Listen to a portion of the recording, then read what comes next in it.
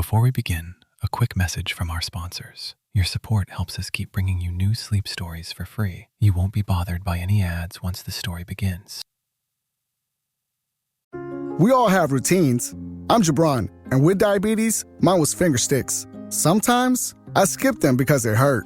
The Freestyle Libre 3CGM changed that. It gives me glucose insights without finger sticks. Learn more at freestylelibre.us. Finger sticks are required if your glucose alarms or readings do not match symptoms, or when you see check blood glucose symbol for the first 12 hours. The views expressed should not be used for medical diagnosis or treatment as a substitute for professional medical advice. Individual circumstances may vary. For prescription only. Safety info found at freestylelibre.us. Welcome to Deep Sleep Stories. Take a slow, gentle breath and let yourself arrive here, exactly as you are. Tonight, the story will carry you to a small meadow cabin after a soft rain, where the earth is fragrant, the windows glow warmly, and every quiet sound seems to invite deeper rest. Allow your shoulders to loosen. Let your jaw soften. Let the tiny muscles around your eyes release, as though they have been waiting all day for this quiet permission. You do not need to follow every word. You do not need to remember where the path turns or what waits beyond the trees. You may simply drift with the sound of the story, as if it were rainwater moving slowly along a mossy stone. Picture, if you like, a meadow at evening, washed clean by a passing shower. The grass is silvered with drops. The air is cool and sweet, carrying the scent of damp leaves, wild flowers, and wood smoke from a chimney somewhere near the edge of the trees. A little cabin rests there, patient and still, its roof dark from rain, its windows glowing with amber light. Breathe in gently and breathe out. Let the day move farther away now. Let its worries settle like dust in another room. There is nothing to solve in this place, nothing to hurry toward. Only the meadow, the cabin, the softened sky, and a quiet path leading inward. And as your breathing slows, the story begins to move on without needing anything from you. There was once a meadow that seemed to belong to the rain. It rested in a shallow valley between two low hills, where the forest leaned close but never crowded it. In spring, the meadow filled with pale violets and clover. In summer, it lifted tall grasses into the sun. In autumn, it held mist in the mornings and gold along the edges. And in the cooler months, when the world grew quiet and thoughtful, the meadow slept beneath frost as delicate as lace. But on this evening, it had just rained. Not a storm, not the kind of rain that knocks branches from trees or sends birds hiding deep in hedges. It had been a soft rain, the kind that comes from a gentle gray sky and taps the roof as though asking to be invited in. It had brushed the leaves, darkened the bark of the trees, and left a clean shine on every blade of grass. Now the rain had passed, and the meadow held its breath in that tender pause that follows weather. At the meadow's far edge stood a cabin made of weathered cedar logs with a stone chimney, a covered porch, and a door painted the quiet green of moss. It was not large, and it did not need to be. It had a small sitting room, a kitchen with open shelves, a sleeping loft under the sloped roof, and a back window that looked toward the forest. The cabin had stood there for many years, though no one in the nearby village could quite agree how many. Some said it was built by a beekeeper. Others said by a woman who spoke to birds. Others said it had always been there, waiting for anyone who needed a peaceful place to rest. On this evening, a traveler came walking along the meadow path. Her name was Elian, and she'd been wandering for many days through country roads, wooded lanes, and quiet fields, stitched together by old stone walls. She carried only a soft brown satchel, a rolled blanket, and a small lantern with cloudy glass.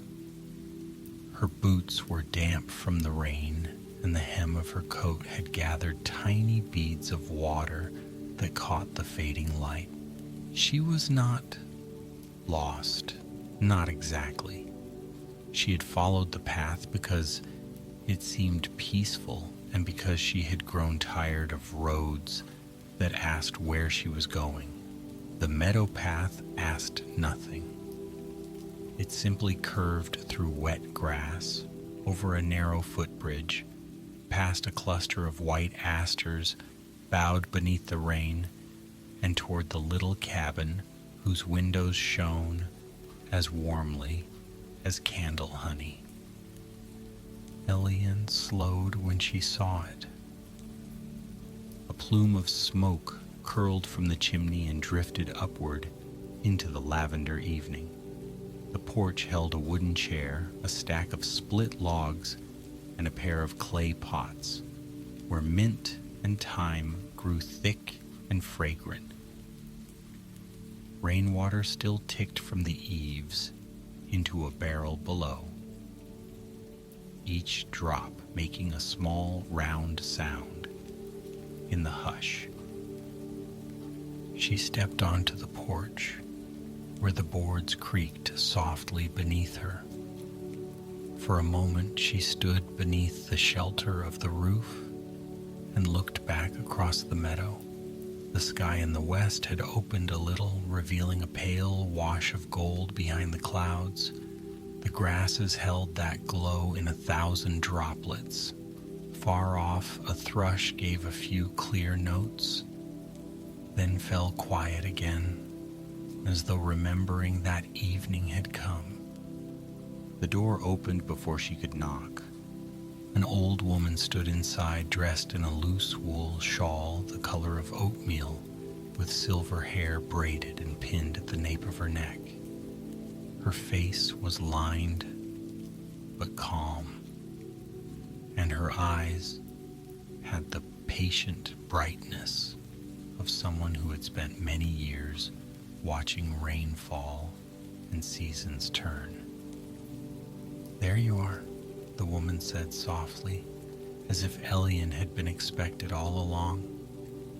Elian smiled, too tired to be surprised. "I saw the light," she said. "Then it did its work," the woman replied. "Come in before the damp settles into your bones." Inside the cabin was warmer than the evening, but not hot. The warmth came from a low fire burning in the stone hearth, where cedar kindling and a single split of oak glowed beneath a kettle suspended on an iron hook. The room smelled of tea, beeswax, wool, and the deep green scent of rain-soaked wood. A braided rug lay before the hearth. A small table stood near the window, set with a blue ceramic cup, a bowl of apples, and a candle that had just been lit. The old woman introduced herself as Mara. She did not ask Elian where she'd come from, nor how far she intended to go. Instead, she took the traveler's wet coat and hung it by the fire. She brought a towel, warm from a rail near the hearth, and offered it without fuss. Elian dried her hair and hands while Mara moved about the little kitchen with the slow, practiced grace of someone who knew exactly where every spoon and jar belonged. Soon there was tea. It was made from meadow herbs and something floral that Elian could not name. It tasted faintly of mint, honey, and the quiet after rain. Mara set a cup in Elian's hands, then sat across from her near the window. For a while, neither of them spoke. Outside, the meadow settled into twilight. Droplets slid from leaves. The barrel under the eaves caught the last rainwater with patient plinks. A rabbit appeared near the porch steps, sat upright, and washed its face with quick, delicate paws before vanishing into the tall grass. Beyond the meadow, the forest darkened in soft layers, blue behind green behind gray. Elian felt the warmth of the cup seep into her palms. She had not realized how tired she was until she sat still. Travel has a way of making a person think they are only moving from place to place, when sometimes they are also carrying old thoughts, unfinished questions, and tiny griefs tucked away like stones in a pocket. But in the meadow cabin, with firelight moving over the walls and rainwater whispering from the roof, even those hidden stones seemed to grow lighter. Mara looked at her gently. "The meadow is kind after rain," she said. "It likes to show people how clean the world can become." Elian nodded. "It feels as though everything is listening." "It is," said Mara, "but not in a way that asks for words." The fire shifted, and a small ember fell inward with a sigh. After the tea, Mara brought a shallow bowl of warm water scented with lavender. She placed it near the hearth and gave Elian a pair of dry wool socks. Elian sat on a low stool, loosened her boots, and slipped her tired feet into the water. The warmth rose through her ankles. The ache of walking began to melt away, not all at once, but gradually, as snow melts from a roof when the sun returns. Mara turned to the kitchen shelves and began preparing a simple supper. There was brown bread, still soft beneath its crust. There was butter with flakes of sea salt, a small round of cheese, stewed mushrooms, and a pot of barley simmered with carrots, onions, and herbs. The food was plain and somehow perfect. It steamed gently in wooden bowls, and the scent of it filled the cabin with a comfort older than memory. They ate slowly at the table by the window. The candle flame stood between them, steady in the still air. Outside, the last light faded from the meadow, leaving the droplets on the grass to hold the reflection of the cabin windows. It seemed, from within, that the cabin was floating in a dark field of little stars. Mara told Elian about the meadow. She spoke of the fox that crossed it every dawn, always along the same line between the hawthorn and the birch stump. She spoke of a family of deer that came to graze at the far rise whenever the moon was thin. She spoke of bees in the summer, of swallows under the eaves, of the way the snow made the whole valley blue in winter. Her voice was low and even, the words drifting like smoke. Elian listened, not needing to answer. When the bowls were empty, Mara rose and carried them to the basin. Elian offered to help, but Mara shook her head with a little smile. "Rest first," she said. "There will always be bowls. There is not always a soft evening after rain." So Elian rested. She sat in the rocking chair near the hearth, while Mara washed and dried the dishes with unhurried hands. The chair moved back and forth with a faint wooden murmur. The rhythm of it matched the tapping of late drops from the roof and the sleepy breathing of the fire. Shadows shifted across the walls. Shelves of jars and folded linens glowed warmly. Above the mantel hung bundles of dried flowers, their stems tied with twine, their petals faded into gentle colors. After a while, Mara took a small lamp from a hook beside the door. "The moon will rise soon," she said. "The meadow is beautiful when the clouds part after rain. Would you like to see?" Elian found that she did. Though her body was tired, the invitation felt less like a walk and more like being carried by the evening itself. They stepped out onto the porch. The rain had cooled the world.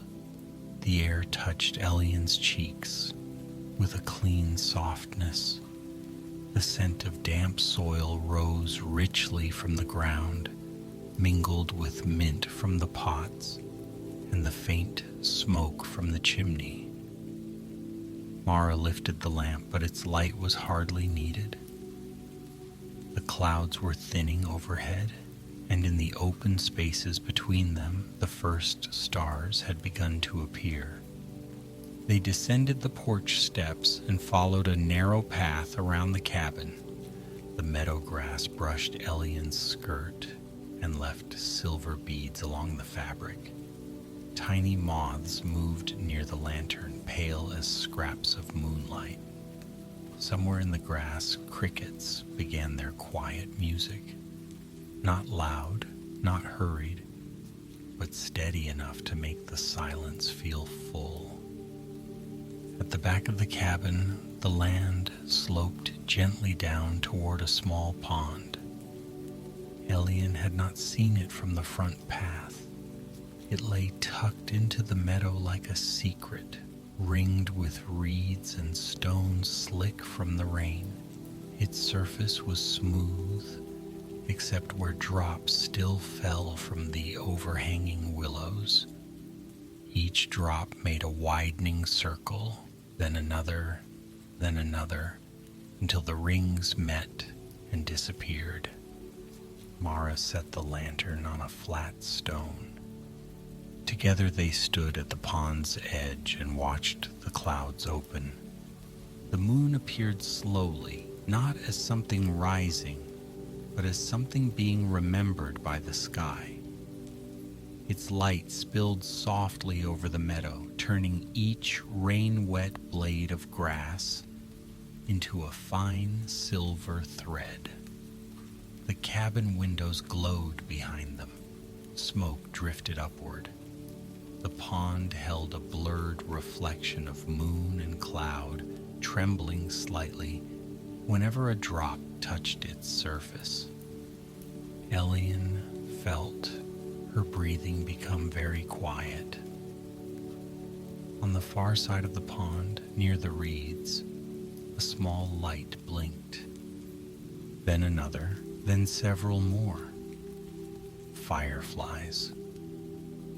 They appeared one by one as though the meadow had been keeping little lanterns hidden in the grass and had decided at last to lift them. Their lights were green gold and brief, glowing, fading, glowing again. They drifted above the damp reeds and between the low branches of willow. Some moved close to the water, where their reflections flickered below them like tiny stars learning to swim.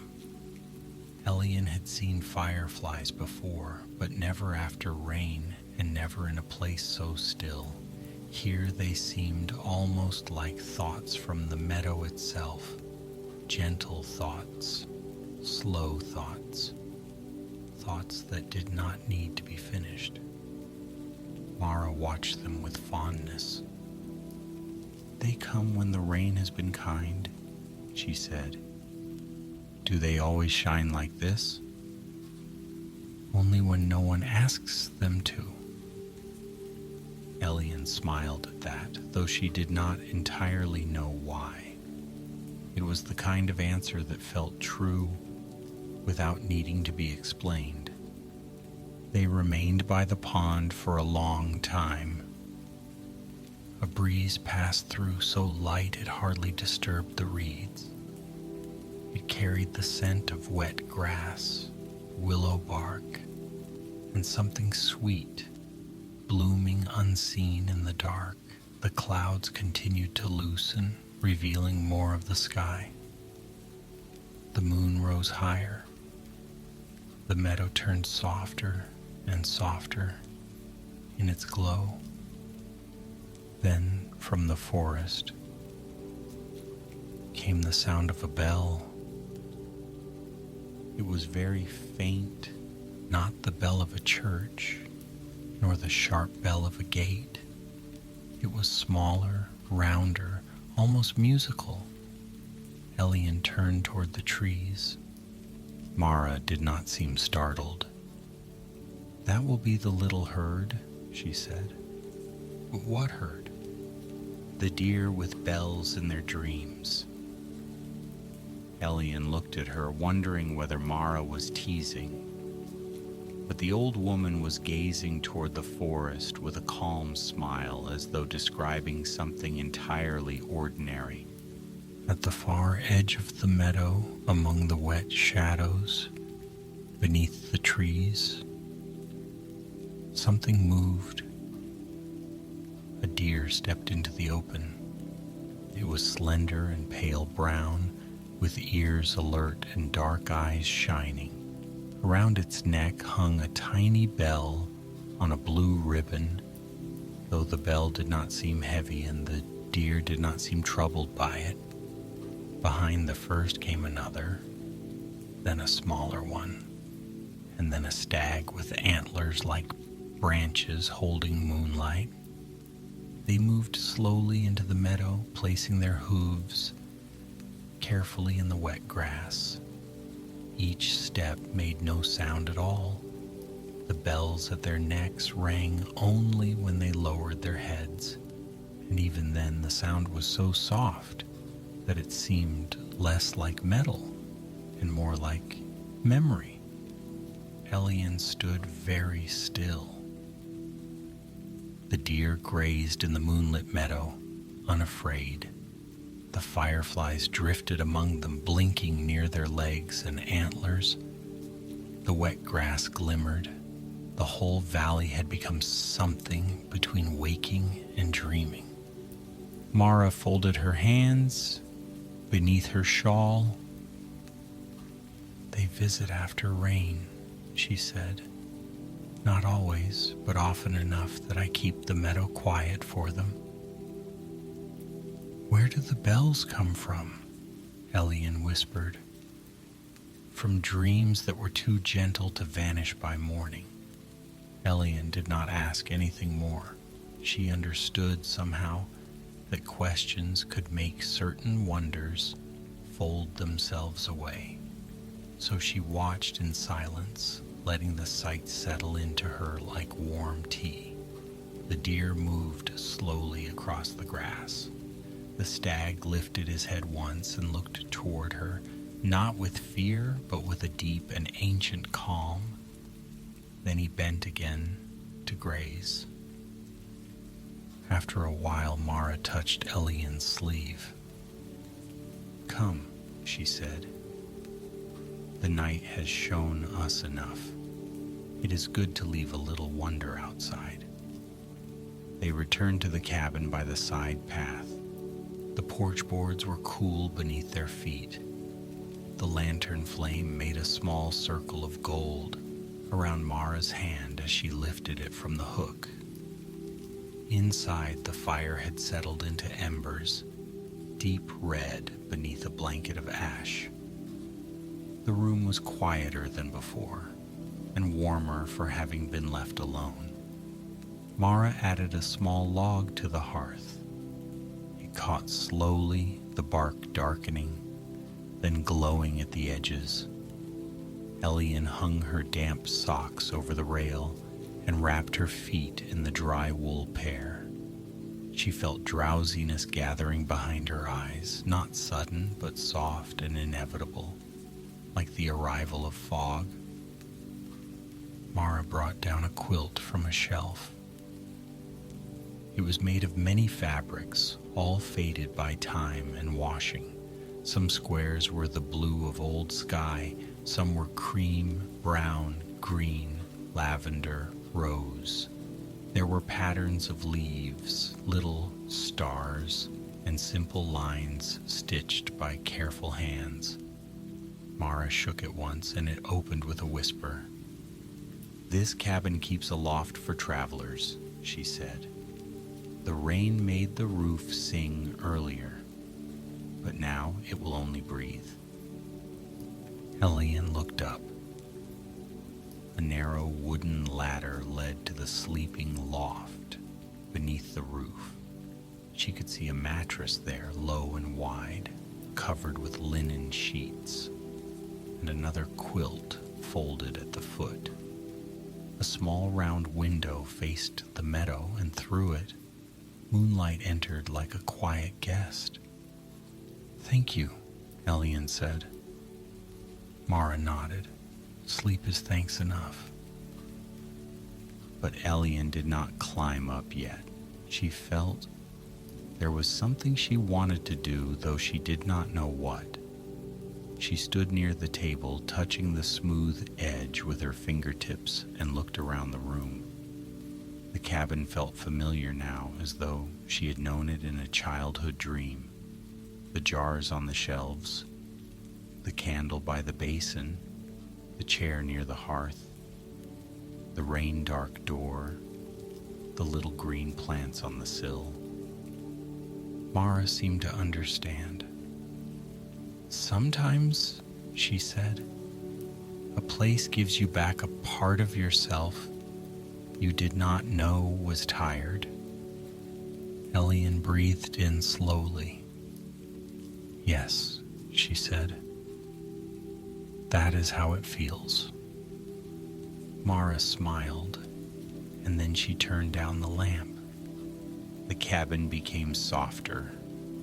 Elian climbed the ladder to the loft. The wood was smooth and cool under her hands.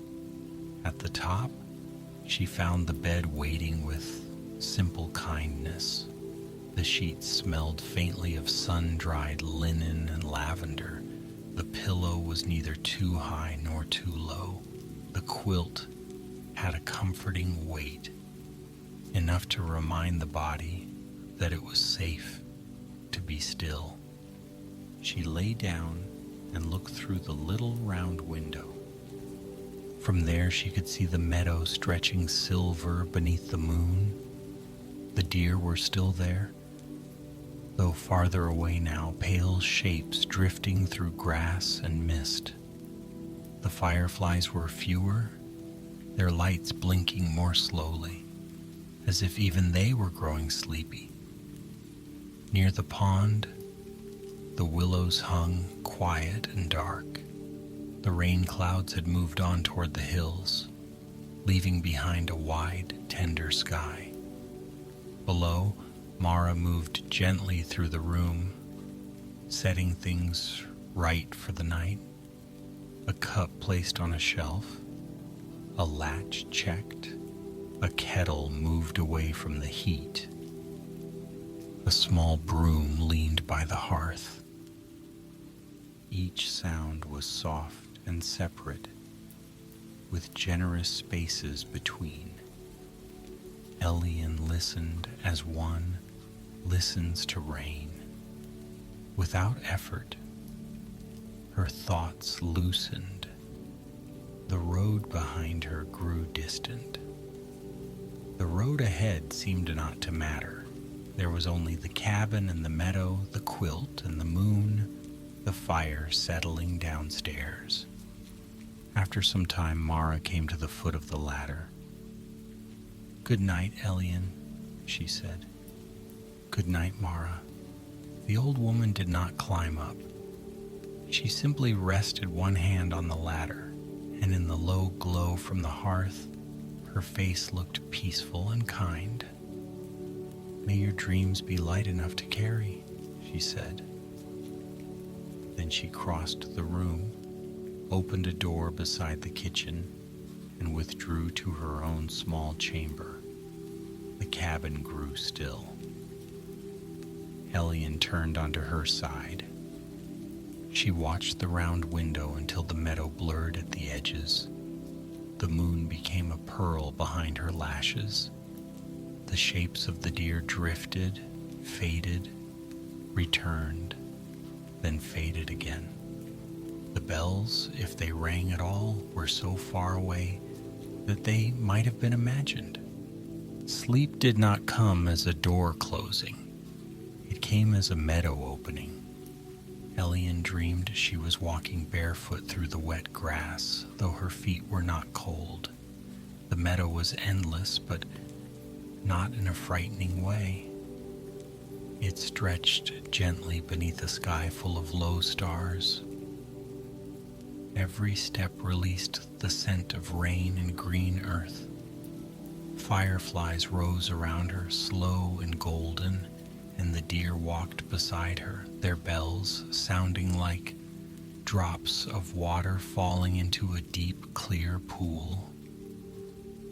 In the dream, Mara's cabin stood at the center of the meadow, glowing warmly from every window. But no matter how far Elian walked, she did not lose sight of it. The cabin remained near, steady as a heartbeat, a place to return to whenever she wished.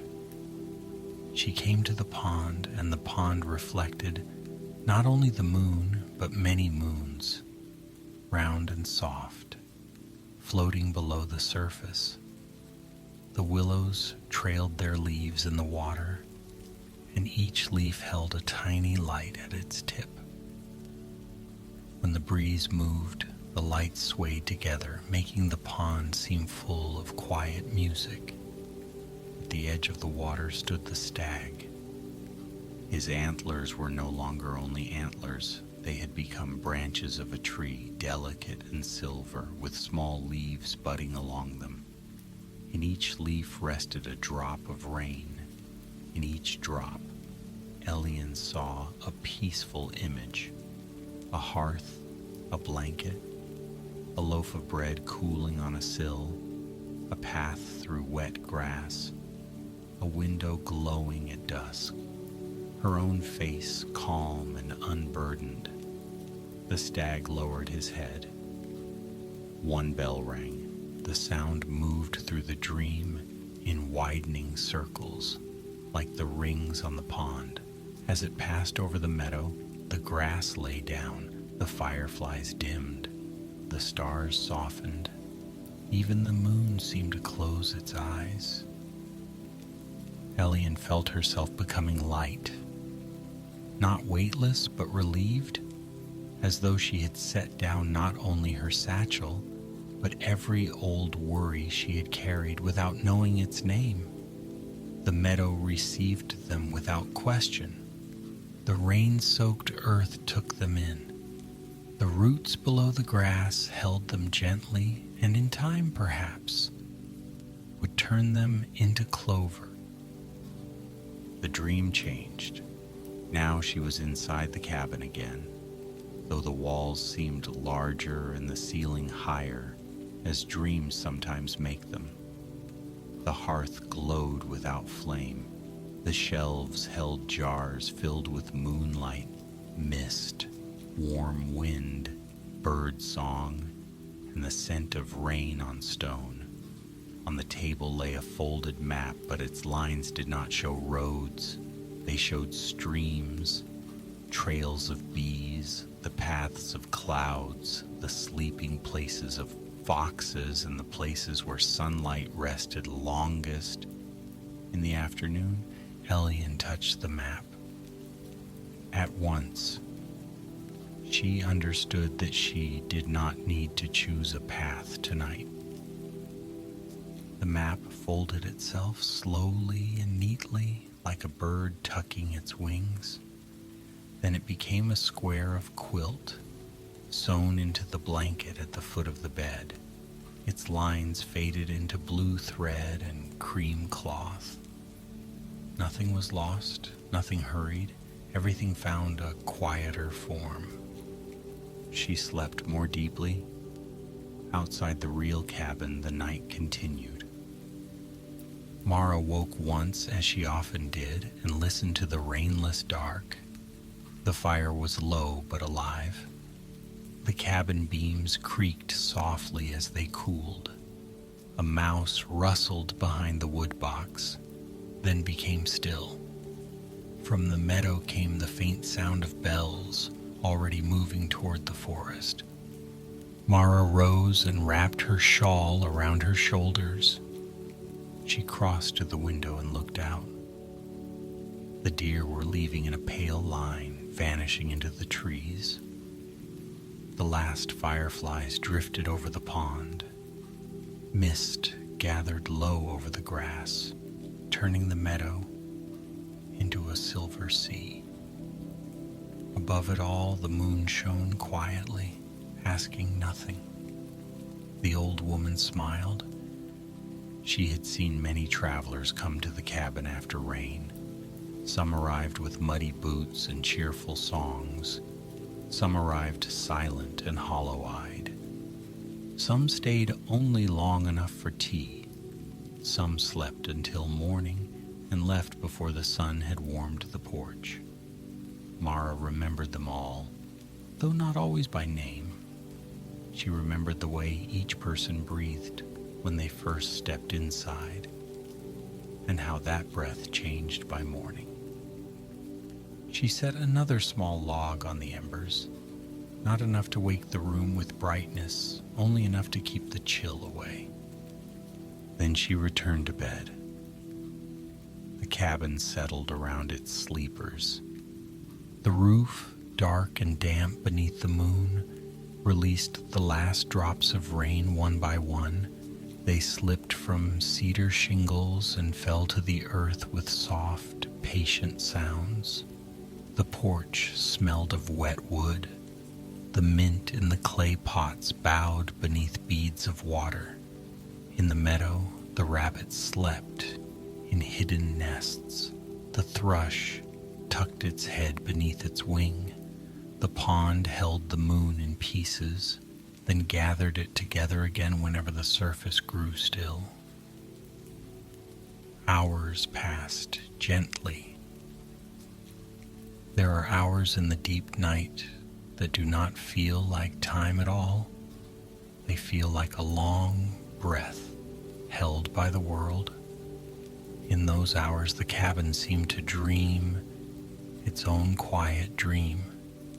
It remembered all the rains that had touched its roof, all the winters it had warmed, all the travelers who had climbed to the loft and slept beneath its beams. It remembered laughter, silence, songs hummed at the sink, letters written by candlelight, bread cut on the table, and mornings when sunlight spilled across the floor in golden squares. It remembered, too, the forest before the cabin had been built. The meadow had been there then, open to the sky. Deer had crossed it. Rain had silvered it. Flowers had opened and closed. The pond had reflected clouds long before any window looked upon it. And perhaps that was why the cabin felt so peaceful. It had never tried to own the meadow. It simply rested beside it, listening, Near dawn, the rain clouds were gone. The eastern sky grew pale behind the trees. Not bright yet, not day, but the first soft lifting of darkness. The moon faded slowly, like a candle not blown out but gently forgotten. Mist lay low over the grass, and every stem was heavy with dew and rain. In the loft, Elian slept on. Her face was calm. One hand rested beside the pillow, open and relaxed. The quilt rose and fell with her breathing. The dream meadow had quieted now. The deer had gone. The pond was still. The cabin in her dream had become the cabin beneath her, and the warmth in the dream had become the warmth of the bed. Downstairs, Mara rose before the sun. She moved quietly, as she always did, so quietly that even the old boards seemed to know not to creak too loudly. She stirred the embers, added kindling, and set the kettle back on its hook. Soon the smallest flame returned, licking the wood with golden patience. The kettle warmed. Mara opened the top half of the back door. Cool morning air entered the cabin, smelling of wet meadow and the beginning of light. Birds had not yet fully begun their songs. There were only a few tentative notes, as though the world were testing its voice after sleep. She stepped onto the porch with an empty bowl and scattered a handful of grain near the steps. Then she stood for a moment, looking out. The meadow after rain was entirely changed in morning. Where the night had made it silver, dawn made it pearl. The grass shone softly. The pond was pale and smooth. The trees at the edge of the forest held drops on every branch, and as the first light touched them, each drop shivered into brightness before falling. Mara returned inside and began to make porridge. She stirred oats with milk, cinnamon, and dried apples. She laid bread near the hearth to warm. She placed honey on the table, along with 2 bowls, 2 spoons, and a little pitcher of cream.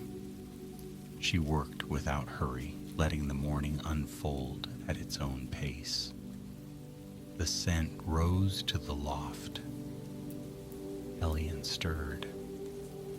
For a little while she did not know where she was, only that she was warm, and that the air smelled sweet, and that some peaceful sound was calling her gently upward from sleep. Then she remembered the rain, the meadow, the cabin, Mara, the deer. The memory came not sharply, but softly, like light through linen. She opened her eyes. The little round window framed the morning. Mist moved across the meadow in slow ribbons. The pond caught the pale sky. No deer were visible now, but in the wet grass near the forest edge, she could see faint tracks where they had been. The sight made her smile. She climbed down the ladder after folding the quilt carefully. Mara glanced up from the hearth. "Good morning," she said. Elian returned the greeting, and her voice felt rested in her own ears. They ate breakfast by the open door. Morning widened beyond the cabin. Birds began to sing in earnest, one voice then another, until the forest edge was threaded with sound. The sunlight came at last over the hill, touching the meadow in long, slanting bands. Everywhere the rain had left its memory, and everywhere the light transformed it. After breakfast, Elian washed her bowl and spoon, despite Mara's small protest. Then she put on her coat, now dry and warm from its place by the fire. Her boots, too, were dry.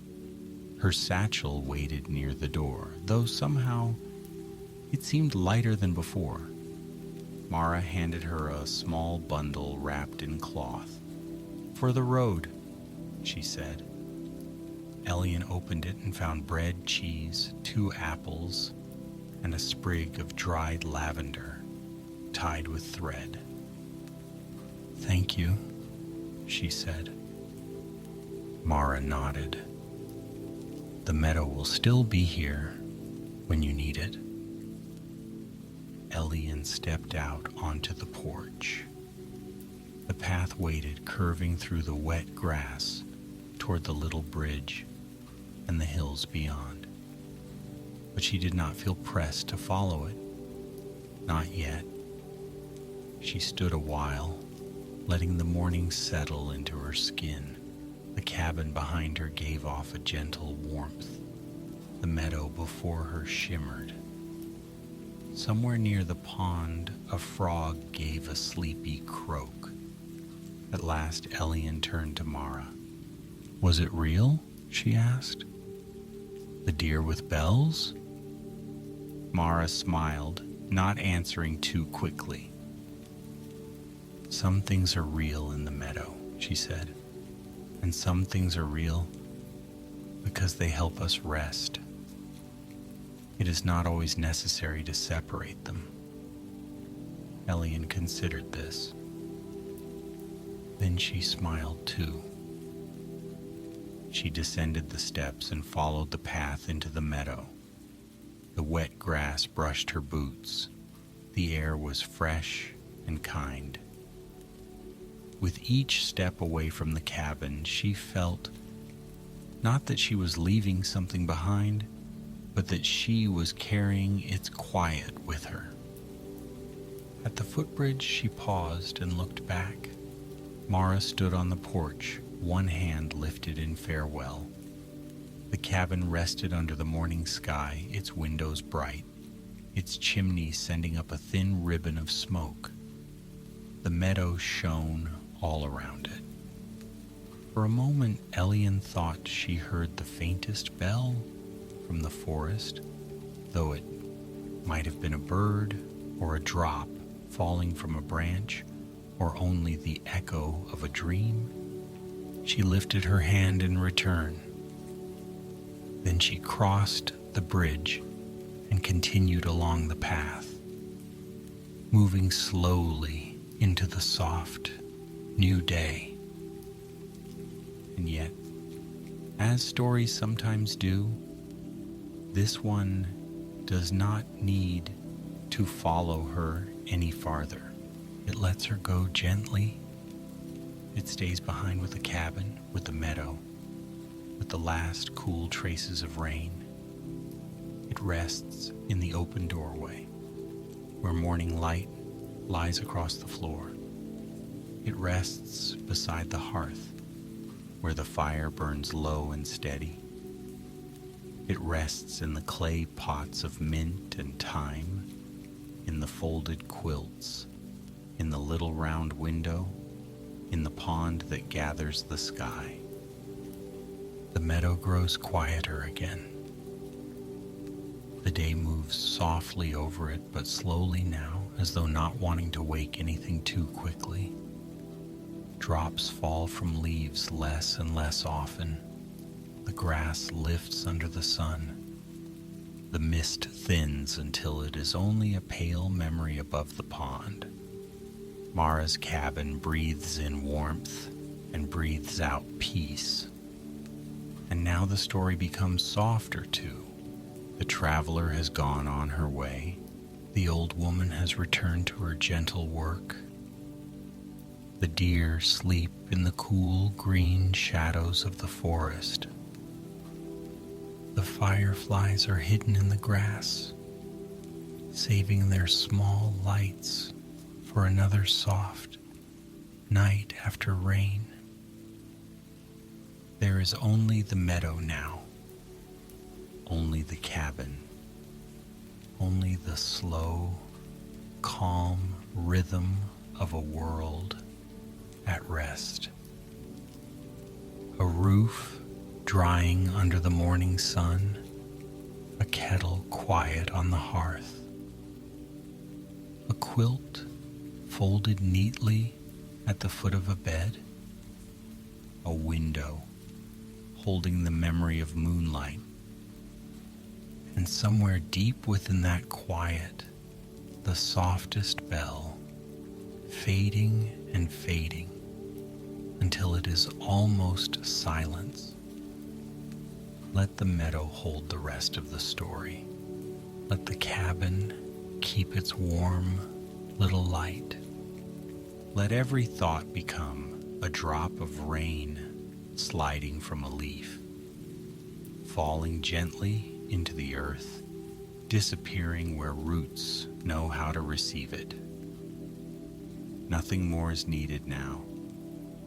Only breathing, only resting, only the soft dark behind closed eyes and the peaceful place that waits there. Good night, dear traveler. Sleep well.